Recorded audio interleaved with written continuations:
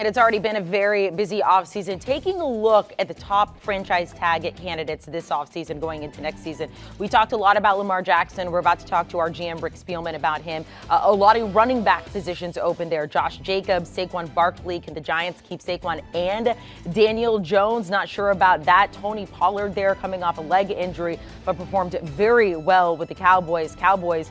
Or would they give Dalton Schultz a second franchise tag? Let's welcome in our GM, Rick Spielman, here, taking us into the front office, looking at some of these deals that may or may not get done. Let's talk about Lamar Jackson, though. It looks like a contract, as of right now, Rick, I'm not entirely sure, isn't going to get done. Are we almost certainly looking at the tag for Lamar? Yeah, they have no choice. If they can't get a contract done, then they have to tag Lamar because they have no other options. Where they're picking in the draft, they'll never be able to get a quarterback. And I think the quarterbacks that will be out there in free agency, are they as good and as young at where Lamar Jackson is in his career? The biggest question is, can Lamar Jackson stay healthy? He's missed time over the last 2 seasons. I know he wants a fully guaranteed contract, what was reported in the past.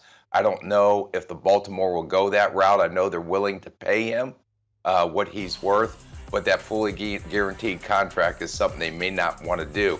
That could potentially change if you see the deals of a Joe Burrow or Justin Herbert, if those contracts get done, and even a Jalen Hurts, who deserves a contract extension as well. So I have no doubt that they have to franchise him. And if they do and they can't get a deal done, it'll be interesting to see if Lamar Jackson actually plays under that franchise tender. It has been back and forth between the Ravens and Lamar Jackson for quite some time now. So that is the top quarterback position we're going to look at. Well, one of them. But let's talk about running backs. A lot of running backs out there set to be free agents. Who's more likely to get tagged, do you think, when it comes to Josh Jacobs or Saquon Barkley? Oh, it has to be Josh Jacobs because they just traded away Derek Carr. They have plenty of cap room now. The offense is going to evolve around Josh Jacobs, especially if they draft a young quarterback where they're drafting. It's all going to have to go around Josh Jacobs, and he was an integral part of their offense and the success that they had on offense last year. Saquon Barkley is a different matter. Number one priority for if I was a general manager at the New York Giants is we have to get something done with Daniel Jones first. And if we can get an extension done with Daniel Jones, then maybe we can look at tagging Barkley. But first and foremost, has to come the quarterback over the running back. What about Orlando Brown Jr., reportedly rejected his 6-year, $139 million deal back in July, played under a $16.6 million tag this past season. I've been reading some articles. The Bears would like him to hit free agency, but are the Chiefs looking at a second straight tag for him? Yeah, I wouldn't second straight tag him. He should have took that deal when he had it on the table. And you have to remember, when you tag these guys for a second time, it's not the tag number. It is 120% of what they earned the previous year. So that's a significant amount of money. They also have Wiley, the right tackle, up. Kansas City, you have to remember, they are struggling a little bit, or going to be struggling at the offensive line if they can't get one of those 2 tackles locked up to a long-term extension. If they can't get, which Wiley would probably be the most economical to do, but Brown would probably have to go out. I wouldn't tag him a second time and pay that 120% increase. And just remember, next year coming up is Chris Jones, who's one of the premier interior defensive linemen in the NFL. And I would save some of my monies and some of my resources to make sure I get him extended before I would extend an Orlando Brown. Rick, you were there at the Super Bowl to watch Orlando Brown and the Chiefs, also the Eagles. I think this is one of the most interesting things out there. The Eagles have 20 free agents they have to deal with. From a front office perspective, I mean, you make it to the Super Bowl, you lose. How do you start approaching this if you're the Eagles? Yeah, they have a lot. They've got a lot of guys up. I thought Howie did a phenomenal job this year. It kind of was like once they traded for A.J. Brown, although they did get an extension done, so that was a long-term deal that was put in place. But they were able to pick up some guys as the free agency period. Even they brought in Bradbury late. They made a late trade for Gardner Johnson, so they're able to still add pieces. I think number one priority is going to be prioritize what positions. They have 2 first-round picks. they'll be able to fill out a couple of those needs with both those first-round picks, depending on how their board looks. But the number one thing they're going to have to go into this offseason, number one priority is trying to get an extension done with Jalen Hurts, else they're going to end up in a potential Lamar Jackson type situation. And they've made it known what they want to do with Jalen Hurts there.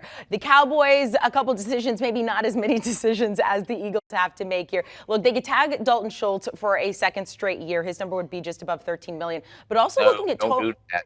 Don't do that. Okay, so Tony Pollard also there too. It seems like you're going in the Tony Pollard direction then. No, don't do that either. Okay, what are we doing with the Cowboys? No, you're listening to Pete Prisco too much, and he's totally wrong on all this stuff.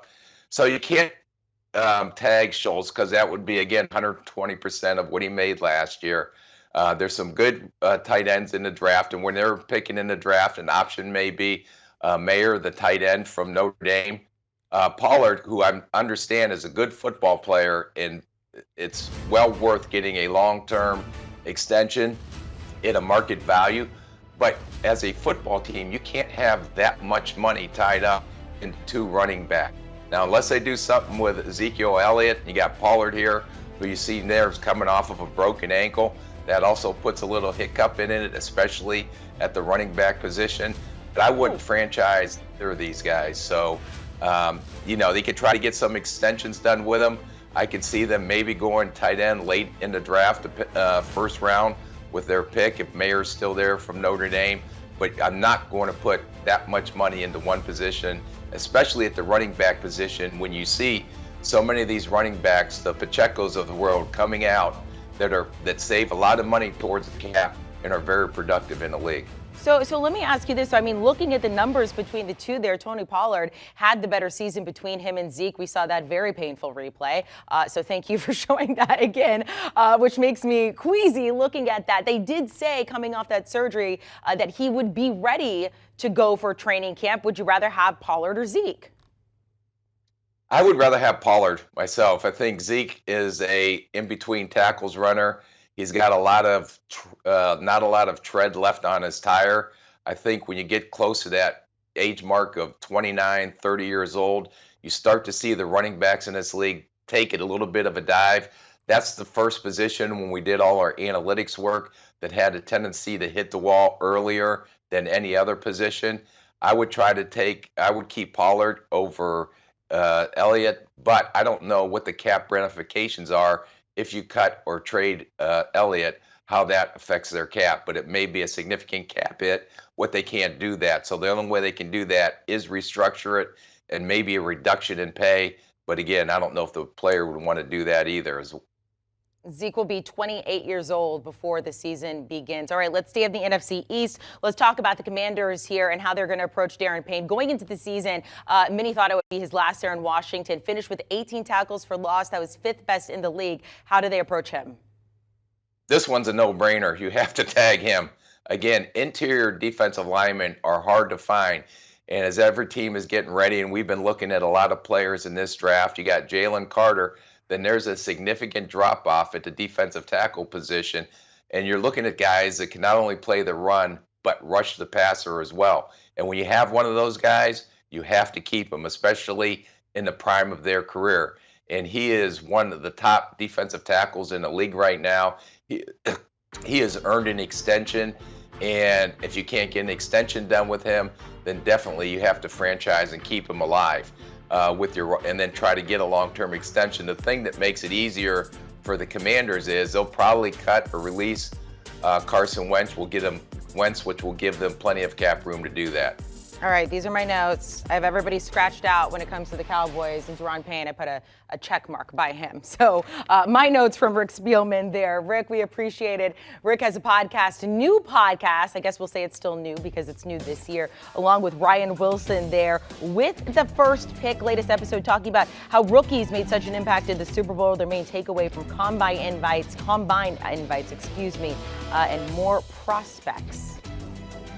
Do you want a sports network that delivers everything that matters about the game? The highlights, the picks, the instant analysis, no yelling, no fake debates, no politics.